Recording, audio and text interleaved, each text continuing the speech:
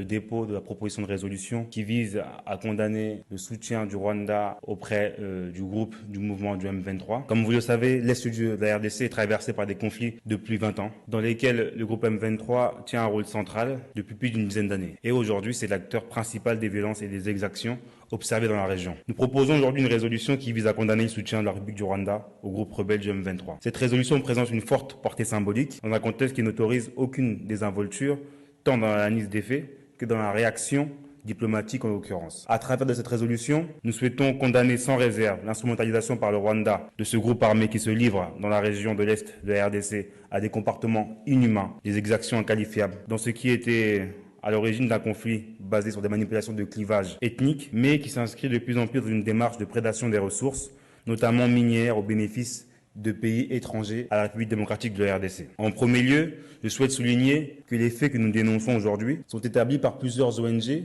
et par l'ONU. Le soutien du Rwanda au groupe M23 est établi par un rapport sans aucune ambiguïté de l'ONU, dit le rapport Mapping, défendu par le prix Nobel de la paix, le Dr Mukwege. Ce rapport a établi de façon certaine l'aide, la participation de l'armée rwandaise à des attaques sur des militaires congolais, autant que la présence de forces rwandaises sur le territoire congolais ou encore des arrestations de soldats rwandais en RDC. La prédation des ressources est établie par un rapport de l'ONG Global Witness du 22 avril 2022, qui fait apparaître que 90% des volumes exportés par le Rwanda de minerais dits 3T sont introduits illégalement à partir de la RDC. Cela explique le décalage observé entre les recettes d'exportation de minerais 3T du Rwanda et ces gisements, qui par définition ne vont pas apparaître par magie et dont il est établi qu'ils sont insuffisants pour assurer une telle production. Pour permettre cette appropriation de ressources, le M23 s'est rendu coupable d'exactions d'une cruauté rare, massacres, viols de masse ou encore pillage. Ce groupe a répandu l'horreur et la terreur et la désolation dans la région. J'étais pour ma part présent en RDC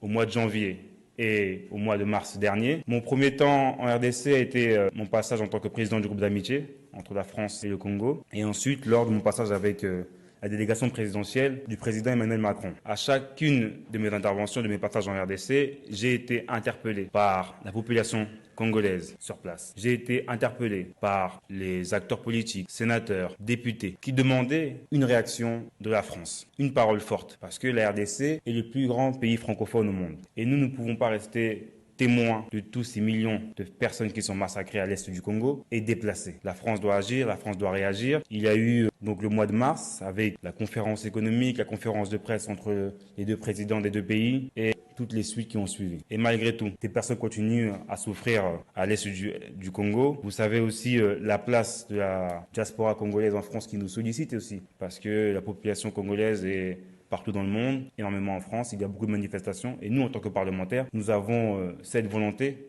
comme nous l'avons mis en place dans notre programme politique lors des élections présidentielles 2022, une autre vision de l'Afrique, une autre voix de la France en Afrique, une autre collaboration, et aussi cette force de parole pour condamner les exactions.